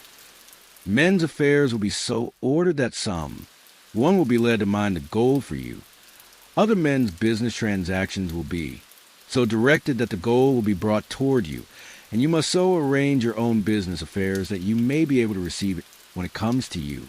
Your thought makes all things, animate and inanimate, work to bring you what you want. But your personal activity must be such that you can rightly receive what you want when it reaches you. You are not to take it as charity, nor to steal it. You must give every man more in. Use value than he gives you in cash value. The scientific use of thought consists in forming a clear and distinct mental image of what you want, in holding fast to the purpose to get what you want, and in realizing with grateful faith that you do get what you want. Do not try to project your thought in any mysterious or occult way with the idea of having it go out and do things for you. That is wasted effort and will weaken your power to think with sanity. The action of thought in getting rich is fully explained in the preceding chapters. Your faith and purpose positively impress your vision upon formless substance, which has the same desire for more life that you have. And this vision, received from you, sets all the creative forces at work in, and through their regular channels of action, but directed toward you. It is not your part to guide or supervise the creative process. All you have to do with that is to retain your vision, stick to your purpose, and maintain your faith and gratitude. But you must act in a certain way so that you can appropriate what is yours when it comes to you, so that you can meet the things you have in your picture and put them in their proper places as they arrive. You can really see the truth of this. When things reach you, they will be in the hands of other men who will ask an equivalent for them, and you can only get what is yours by giving the other man what is his. Your pocketbook is not going to be transformed into a Fortunatus's purse, which shall be always full of money without effort on your part. This is the crucial point in the science of getting rich. Right here where thought and personal action must be combined. There are very many people who, consciously or unconsciously, set the creative forces in action by the strength and persistence of their desires, but who remain poor because they do not provide for reception of the thing they want when it comes. By thought, the thing you want is brought to you. By action, you receive it. Whatever your action is to be, it is evident that you must act now. You cannot act in the past, and it is essential to the clearness of your mental vision that you dismiss the past from your mind. You cannot act in the future, for the future is not here yet, and you cannot tell how you will want to act in any future contingency until that contingency has arrived, because you are not in the right business or the right environment now. Do not think that you must postpone action until you get into the right business or environment. And do not spend time in the present taking thought as to the best course possible. Future emergencies.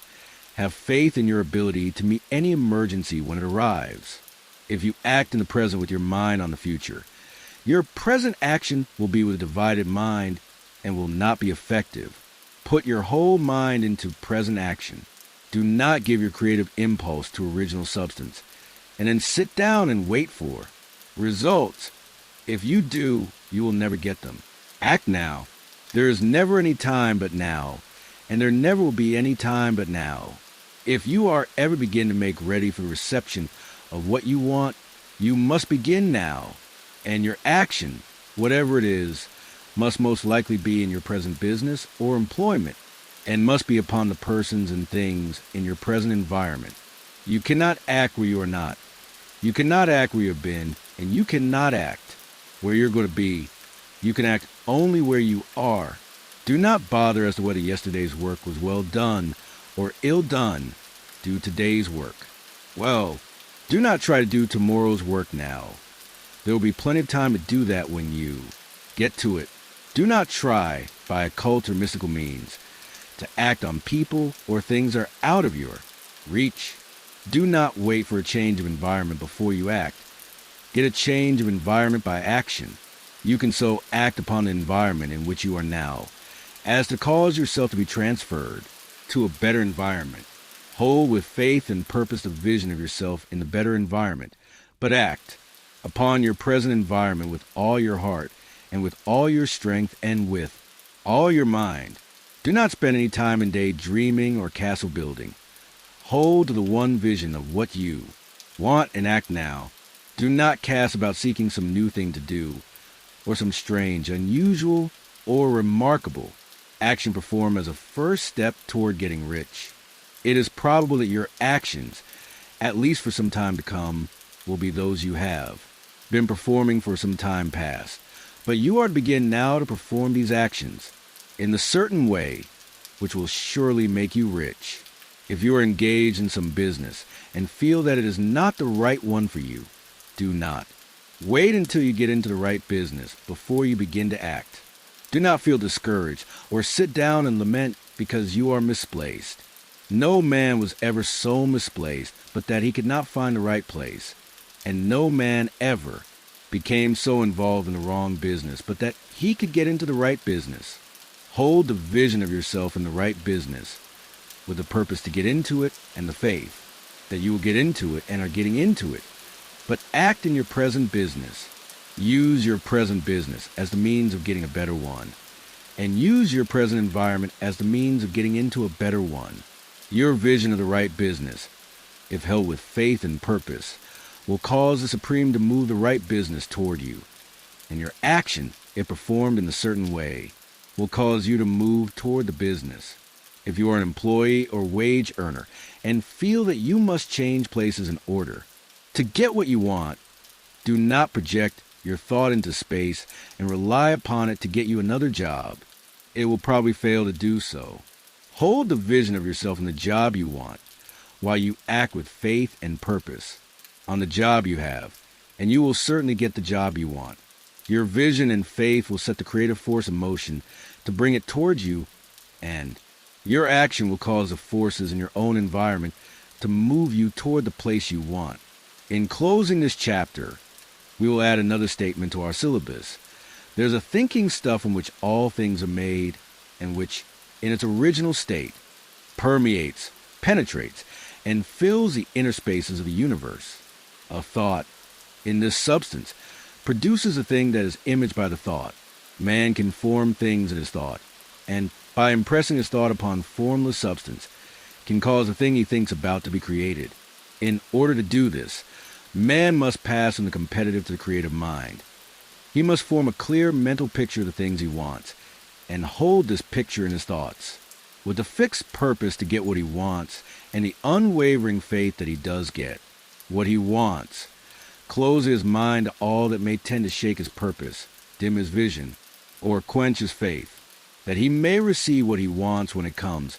Man must act now upon the people and things in his present environment. Chapter 12. 12. Efficient action. Efficient action. You must use your thought as directed in previous chapters, and begin to do what you can do where you are, and you must do all that you can do where you are. You can advance only by being larger than your present place, and no man is larger than his present place who leaves undone any of the work pertaining to that place. The world is advanced only by those who more than fill their present places. If no man quite filled his present place, you can see that there must be a going backward in everything. Those who do not quite fill their present places are a dead weight upon society, government, commerce, and industry. They must be carried along by others at a great expense. The progress of the world is retarded only by those who do not fill the places they are holding. They belong to a former age and a lower stage or plane of life, and their tendency is toward degeneration. No society could advance if every man was smaller than his place. Social evolution is guided by the law of physical and mental evolution. In the animal world, evolution is caused by excess of life. When an organism has more life than can be expressed in the functions of its own plane, it develops the organs of a higher plane, and a new species is originated. There never would have been new species had there not been organisms which more than filled their places. The law is exactly the same for you. Your getting rich depends upon your applying this principle to your own affairs. Every day is either a successful day or a day of failure, and it is the successful days which get you what you want. If every day is a failure, you can never get rich, while if every day is a success, you cannot fail to get rich. If there is something that may be done today, and you do not do it, you have failed in so far as that thing is concerned, and the consequences may be more disastrous than you imagine. You cannot foresee the results of even the most trivial act. You do not know the workings of all the forces that have been set moving in your behalf. Much may be depending on your doing some simple act. It may be the very thing which is to open the door of opportunity to very great possibilities. You can never know all the combinations which supreme intelligence is making for you in the world of things and of human affairs. Your neglect or failure to do some small thing may cause a long delay in getting what you want. Do, every day, all that can be done that day. There is, however, a limitation or qualification of the above that you must take into account. You are not to overwork, nor to rush blindly into your business in the effort to do the greatest possible number of things in the shortest possible time. You are not to try to do tomorrow's work today, nor to do a week's work in a day. It is really not the number of things you do, but the efficiency of each separate action. That counts. Every act is in itself either success or failure. Every act is in itself either effective or inefficient. Every inefficient act is a failure. And if you spend your life in doing inefficient acts, your whole life will be a failure.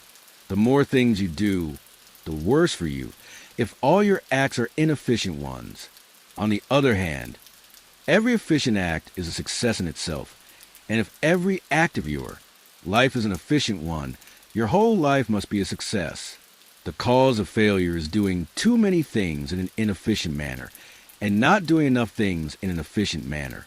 You will see that it is a self-evident proposition that if you do not do any inefficient acts, and if you do a sufficient number of efficient acts, you will become rich. If now it is possible for you to make each act an efficient one, you see again that the getting of riches is reduced to an exact science, like mathematics. The matter turns then on the question whether you can make each separate act a success in itself. And this you can certainly do. You can make each act a success because all power is working with you, and all power cannot fail. Power is at your service. And to make each act efficient, you have only to put power into it. Every action is either strong or weak. And when everyone is strong, you are acting in the certain way which will make you rich. Every act can be made strong and efficient by holding your vision while you're doing it and putting the whole power of your faith and purpose into it. It is at this point that the people fail who separate mental power from personal action. They use the power of mind in one place and at one time, and they act in another place and at another time. So their acts are not successful in themselves. Too many of them are inefficient. But if all power goes into every act, no matter how commonplace, every act will be a success in itself. And as in the nature of things, every success opens the way to other successes. Your progress toward what you want and the progress of what you want toward you will become increasingly rapid. Remember that successful action is cumulative in its results. Since the desire for more life is inherent in all things, when a man begins to move toward larger life, more things attach themselves to him, and the influence of his desire is multiplied. Do every day all that you can do that day, and do each act in an efficient manner. In saying that you must hold your vision while you're doing each act, however trivial or commonplace, I do not mean to say that it is necessary at all times to see the vision distinctly to its smallest details. It should be the work of your leisure hours to use your imagination on the details of your vision and to contemplate them until they are firmly fixed upon your memory. If you wish speedy results, spend practically all your spare time in this practice. By continuous contemplation, You will get the picture of what you want, even to the smallest details, so firmly fixed upon your mind, and so completely transferred to the mind of formless substance, that in your working hours you need only to mentally refer to the picture to stimulate your faith and purpose, and cause your best effort to be put forth. Contemplate your picture in your leisure hours until your consciousness is so full of it that you can grasp it instantly. You'll become so enthused with its bright promises that the mere thought of it will call forth the strongest energies of your whole being. Let us again repeat our syllabus, and by slightly changing the closing statements, bring it to the point we have now reached. There is a thinking stuff in which all things are made, and which, in its original state, permeates, penetrates, and fills the inner spaces of the universe. A thought, in this substance, produces a thing that is imaged by the thought. Man can form things in his thought, and, by impressing his thought upon formless substance, can cause the thing he thinks about to be created. In order to do this, man must pass from competitive to the creative mind. He must form a clear mental picture of the things he wants, and do, with faith and purpose, all that can be done each day, doing each separate thing in an efficient manner. 13. Getting into the right business. Chapter 13. Getting into the right business. Success in any particular business depends for one thing upon your possessing, in a well-developed state, the faculties required in that business. Without good musical faculty, no one can succeed as a teacher of music without well-developed mechanical faculties. No one can achieve great success in any of the mechanical trades. Without tact and the commercial faculties, no one can succeed in mercantile pursuits. But to possess in a well-developed state the faculties required in your particular vocation does not ensure getting rich. There are musicians who have remarkable talent, and who yet remain poor.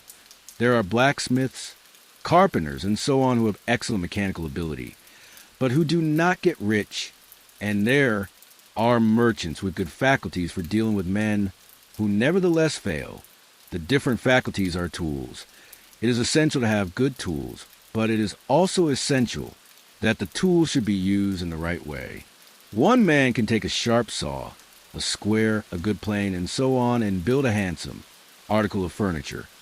Another man can take the same tools and set to work to duplicate the article, but his production will be a botch. He does not know how to use good tools in a successful way. The various faculties of your mind are the tools with which you must do the work which is to make you rich. It will be easier for you to succeed if you get into a business for which you are well equipped with mental tools. Generally speaking, you will do best in that business which will use your strongest faculties, the one for which you are naturally best fitted. But there are limitations to this statement. Also, no man should regard his vocation as being irrevocably fixed by the tendencies with which he was born. You can get rich in any business, for if you have not the right talent for it, you can develop that talent. It merely means that you will have to make your tools as you go along instead of confining yourself to the use of those with which you were born. It will be easier for you to succeed in a vocation for which you already have the talents in a well-developed state. But you can succeed in any vocation, for you can develop any rudimentary talent. And there is no talent of which you have not at least a rudiment. You will get rich most easily in point of effort if you do that for which you are best fitted, but you will get rich most satisfactorily if you do that which you want to do. Doing what you want to do is life, and there is no real satisfaction in living if we are compelled to be forever doing something which we do not like to do, and can never do what we want to do. And it is certain that you can do what you want to do. The desire to do it is proof that you have within you the power which can do it. Desire is a manifestation of power.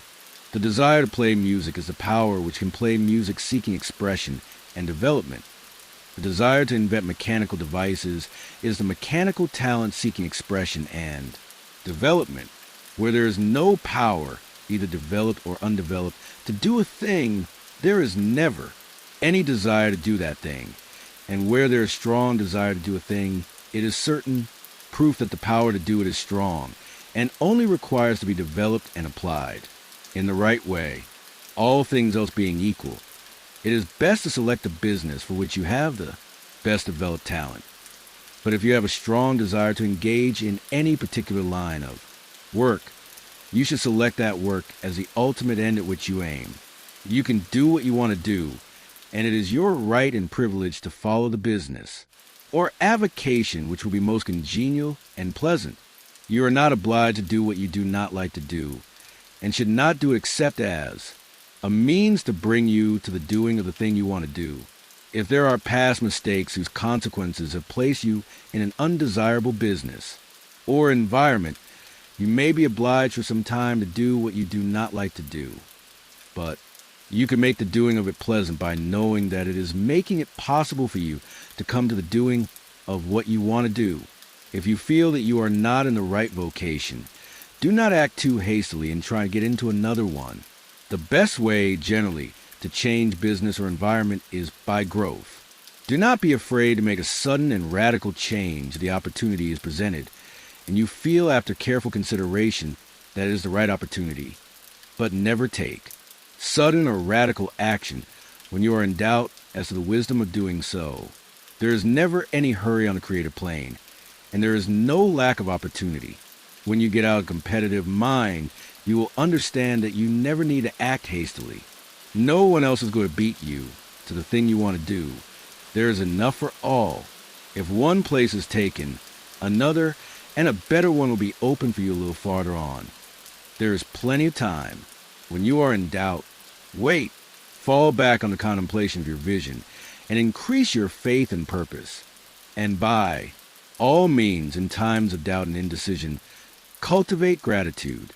A day or two spent in contemplating the vision of what you want and in earnest thanksgiving that you are getting it will bring your mind into such close relationship with the Supreme that you will make no mistake when you do act. There is a mind which knows all there is to know, and you can come into close unity with this mind by faith and the purpose to advance in life.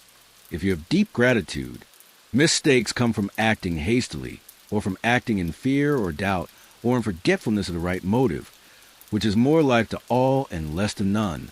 As you go on in a certain way, opportunities will come to you in increasing number, and you will need to be very steady in your faith and purpose, and to keep in close touch with the all-mind by reverent gratitude.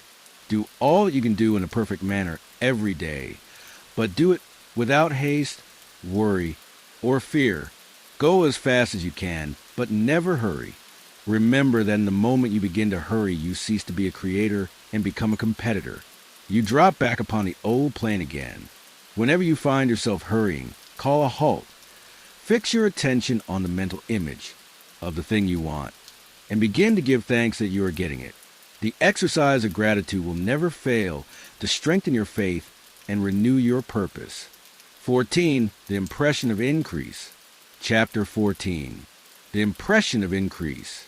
Whether you change your vocation or not, your actions for the present must be those pertaining to the business in which you are now engaged.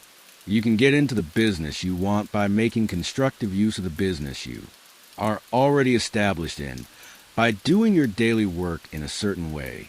And in so far as your business consists in dealing with other men, whether personally or by letter, the key thought of all your efforts must be to convey to their minds the impression of increase.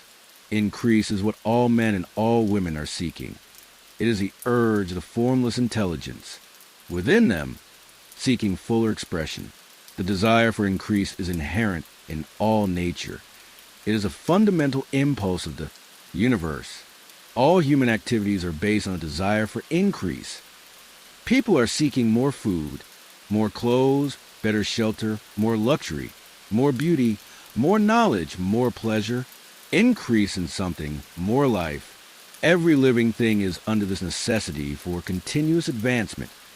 Where increase of life ceases, dissolution and death set in at once. Man instinctively knows this, and hence he is forever seeking more. This law of perpetual increase is set forth by Jesus in the parable of the talents. Only those who gain more retain any, From him who hath not shall be taken away, even that which he hath.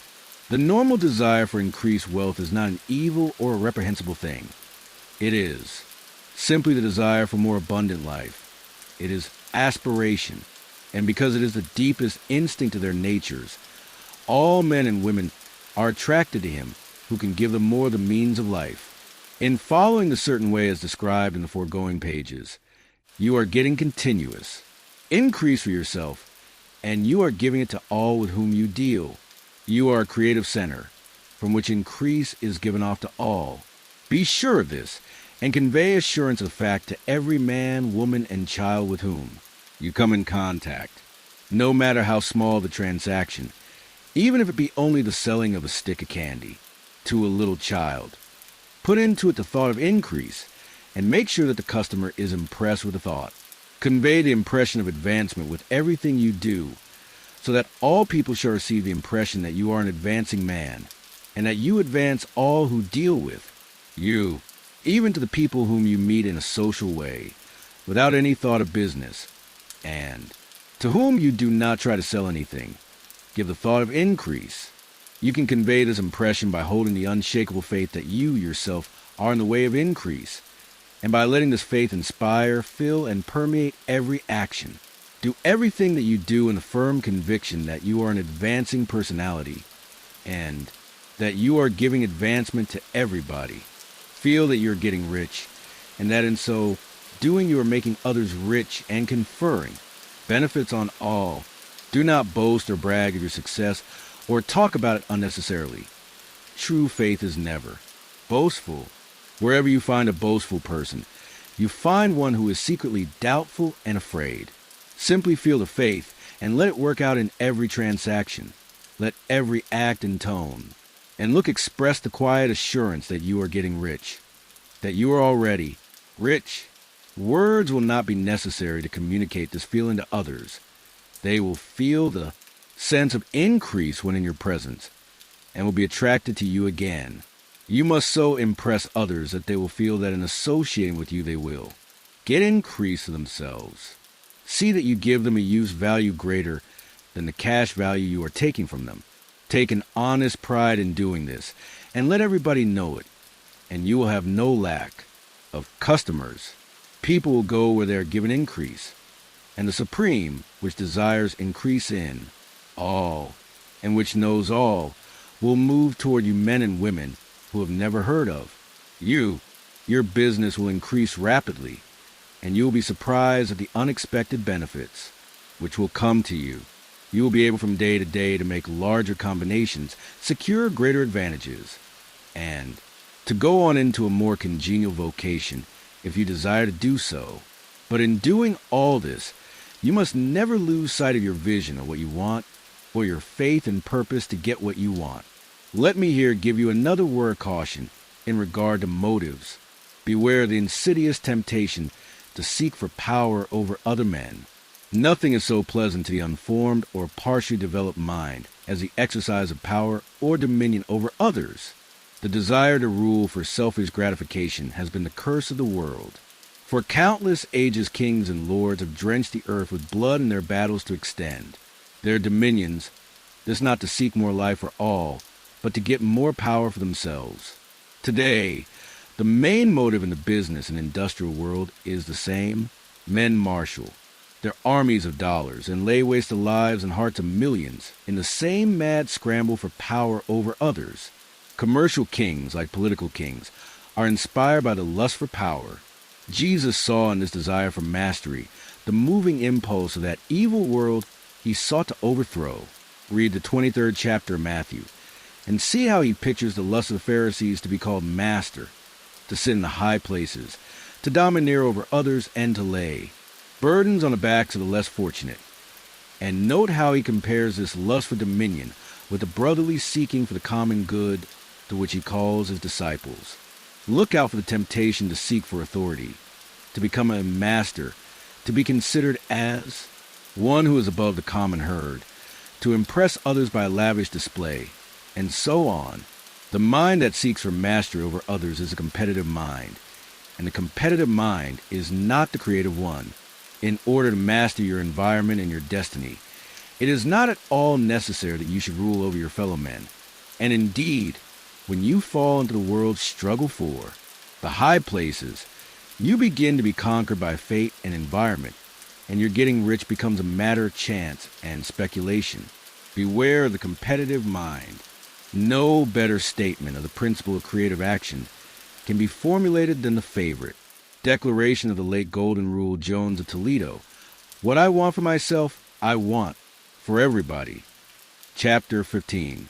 The Advancing Man. 15. The Advancing Man. What I have said in the last chapter applies as well to the professional man and the wage earner as to the man who is engaged in mercantile business. No matter whether you are a physician, a teacher, or a clergyman, if you can give increase of life to others and make them sensible of the fact, they will be attracted to you and you will get rich.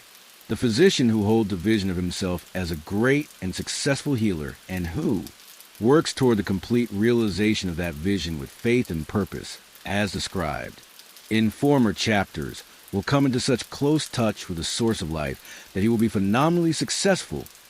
Patients will come to him in throngs.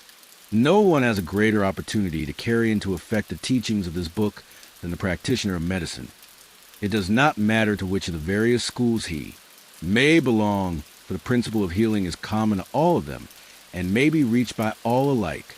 The advancing man in medicine, who holds to a clear mental image of himself as successful and who obeys the laws of faith, purpose, and gratitude, will cure every curable case he undertakes, no matter what remedies he may use. In the field of religion, the world cries out for clergymen who can teach his hearers the true science of abundant life. He who masters the details of the science of getting rich, together with the allied sciences of being well, of being great, and of winning love, and who teaches these details from the pulpit, will never lack for a congregation. This is the gospel that the world needs. It will give increase of life, and men will hear it gladly, and will give liberal support to the man who brings it to them. What is now needed is a demonstration of the science of life from the pulpit. We want preachers who can not only tell us how, but who in their own persons will show us how. We need the preacher who will himself be rich, healthy, great, and beloved to teach us how to attain to these things. And when he comes, he will find a numerous and loyal following. The same is true of the teacher who can inspire the children with the faith and purpose of the advancing life. He will never be out of a job. And any teacher who has this faith and purpose can give it to his pupils. He cannot help giving it to them if it is part of his own life and practice. What is true of the teacher, preacher, and physician is true of the lawyer, dentist, real estate man, insurance agent, of everybody. The combined mental and personal action I have described is infallible. It cannot fail. Every man and woman who follows these instructions steadily, perseveringly, and to the letter will get rich. The law of the increase of life is as mathematically certain in its operation as the law of gravitation. Getting rich is an exact science. The wage earner will find this as true of his case as of any of the others mentioned. Do not feel that you have no chance to get rich because you are working where there is no visible opportunity for advancement, where wages are small and the cost of living high. Form your clear mental vision of what you want and begin to act with faith and purpose. Do all the work you can do every day and do each piece of work in a perfectly successful manner. Put the power of success and the purpose to get rich into everything that you do.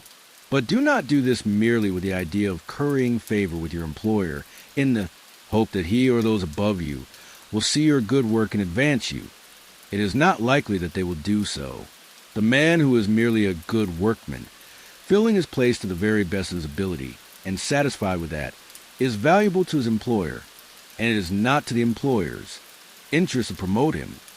He is worth more where he is. To secure advancement, something more is necessary than to be too large for your place. The man who is certain to advance is the one who is too big for his place, and who has a clear concept of what he wants to be, who knows that he can become what he wants to. Be and who is determined to be what he wants to be. Do not try to more than fill your present place with a view to pleasing your employer. Do it with the idea of advancing yourself. Hold the faith and purpose of increase during work hours, after work hours, and before work hours. Hold it in such a way that every person who comes in contact with you, whether foreman, fellow workman, or social acquaintance, will feel the power of purpose radiating from you, so that everyone will get the sense of advancement and increase from you. Men will be attracted to you, and if there is no possibility for advancement in your present job, you will very soon see an opportunity to take another job. There is a power which never fails to present opportunity to the advancing man who is moving in obedience to law. God cannot help helping you if you act in a certain way. He must do so in order to help himself. There is nothing in your circumstances or in the industrial situation that can keep you down. If you cannot get rich working for the Steel Trust, you can get rich on a 10-acre farm. And if you begin to move in a certain way, you will certainly escape from the clutches of the Steel Trust and get onto the farm or wherever else you wish to be. If a few thousands of employees would enter upon a certain way, the Steel Trust would soon be in a bad plight. It would have to give its workmen more opportunity or go out of business. Nobody has to work for a trust.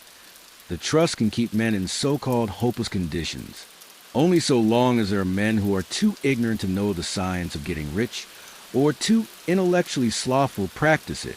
Begin this way of thinking and acting, and your faith and purpose will make you quick to see any opportunity to better your condition. Such opportunities will speedily come.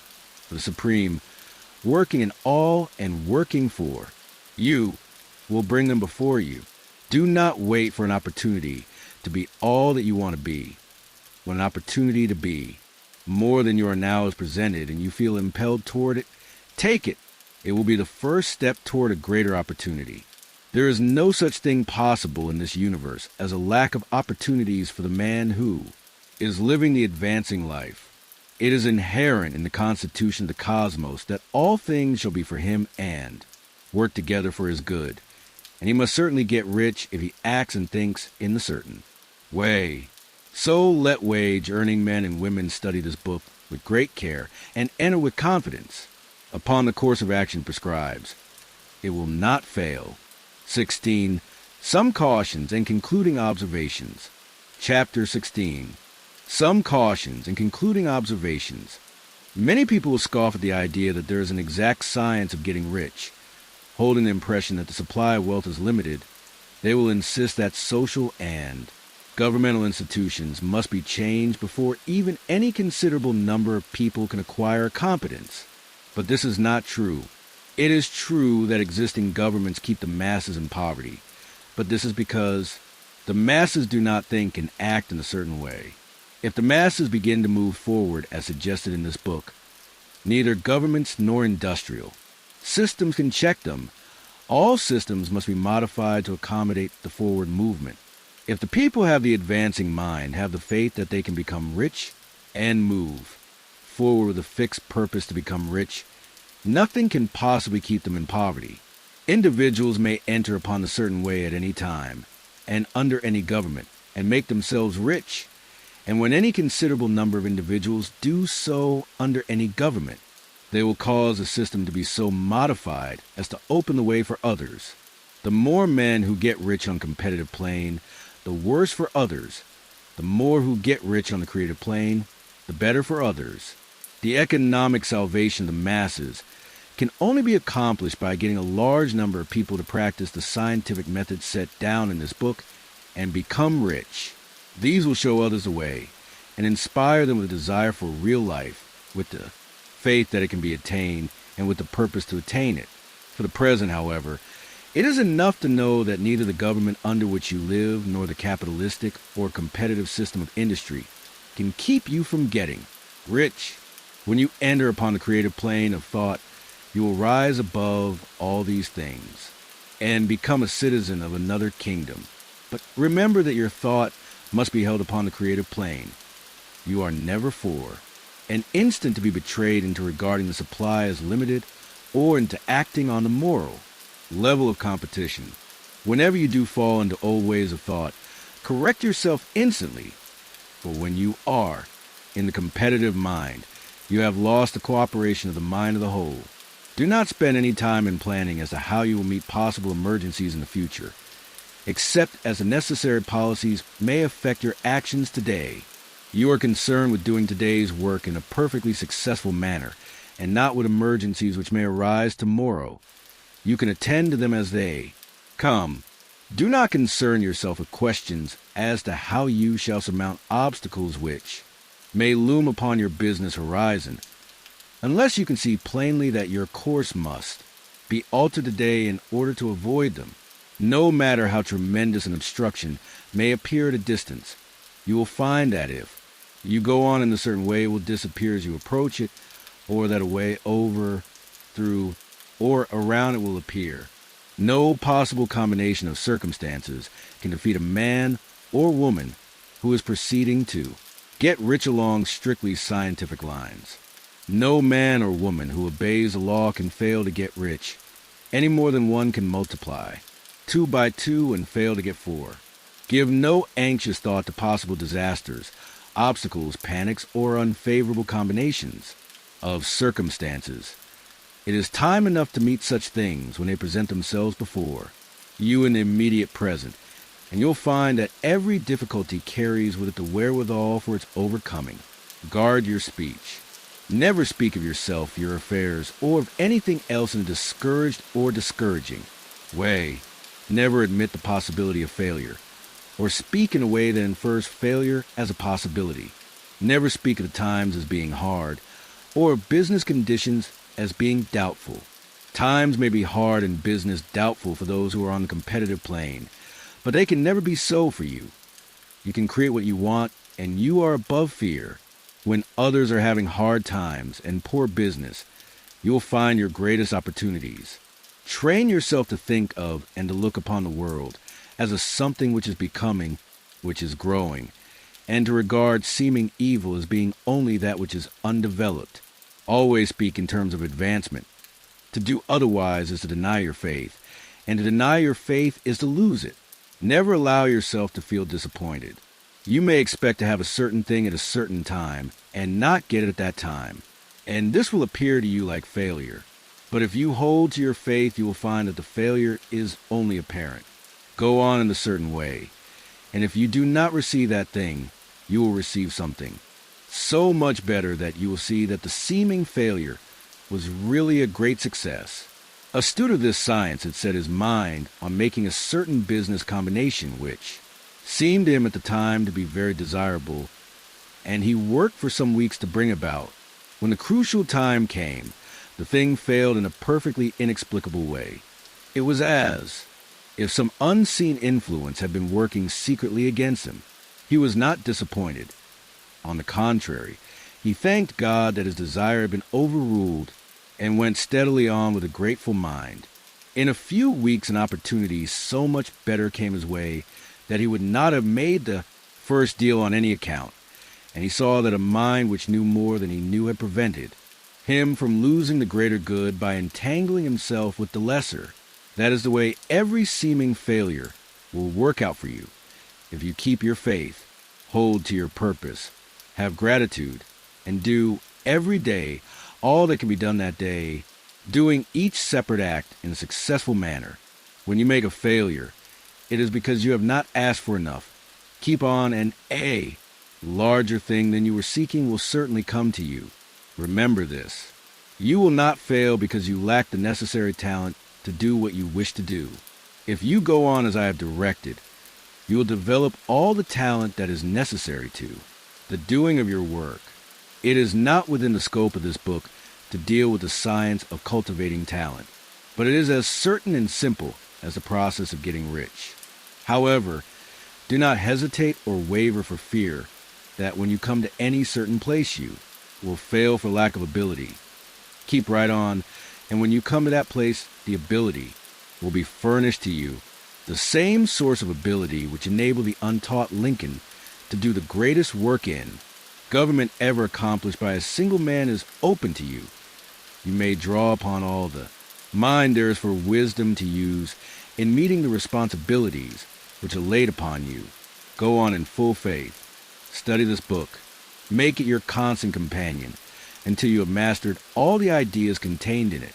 While you are getting firmly established in this faith, you will do well to give up most recreations and pleasure, and to stay away from places where ideas conflicting with these are advanced in lectures or sermons. Do not read pessimistic or conflicting literature, or get into arguments upon the matter.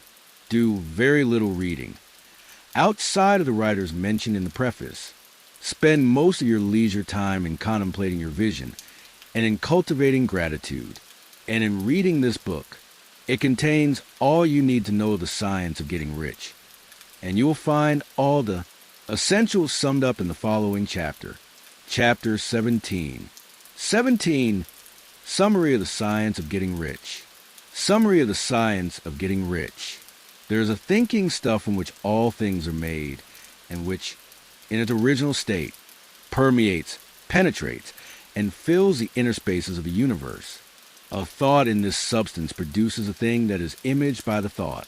Man can form things in his thought, and by impressing his thought upon formless substance can cause the thing he thinks about to be created. In order to do this, man must pass from the competitive to the creative mind. Otherwise, he cannot be in harmony with the formless intelligence, which is always creative and never competitive in spirit. Man may come into full harmony with the formless substance by entertaining a lively and sincere gratitude for the blessings it bestows upon him. Gratitude unifies the mind of man with the intelligence of substance, so that man's thoughts are received by the formless. Man can remain upon the creative plane only by uniting himself with the formless intelligence through a deep and continuous feeling of gratitude. Man must form a clear and definite mental image of the things he wishes to have, to do, or become, and he must hold this mental image in his thoughts, while being deeply grateful to the Supreme that all his desires are granted to him. The man who wishes to get rich must spend his leisure hours in contemplating his vision, and in earnest thanksgiving that the reality is being given to him. Too much stress cannot be laid on the importance of frequent contemplation of the mental image, coupled with unwavering faith and devout gratitude. This is the process by which the impression is given to the formless and the creative. Forces set in motion. The creative energy works through the established channels of natural growth and of the industrial and social order. All that is included in his mental image will surely be brought to the man who follows the instructions given above and whose faith does not waver. What he wants will come to him through the ways of established trade and commerce. In order to receive his own when it shall come to him, man must be active. And this activity can only consist in more than filling his present place. He must keep in mind the purpose to get rich through the realization of his mental image. And he must do, every day, all that can be done that day, taking care to do each act in a successful manner. He must give every man a use value in excess of the cash value he receives, so that each transaction makes for more life, and he must so hold the advancing thought that the impression of increase will be communicated to all with whom he comes in contact. The men and women who practice the foregoing instructions will certainly get rich, and the riches they receive will be in exact proportion to the definiteness of their vision, the fixity of their purpose, the steadiness of their faith, and the depth of their gratitude.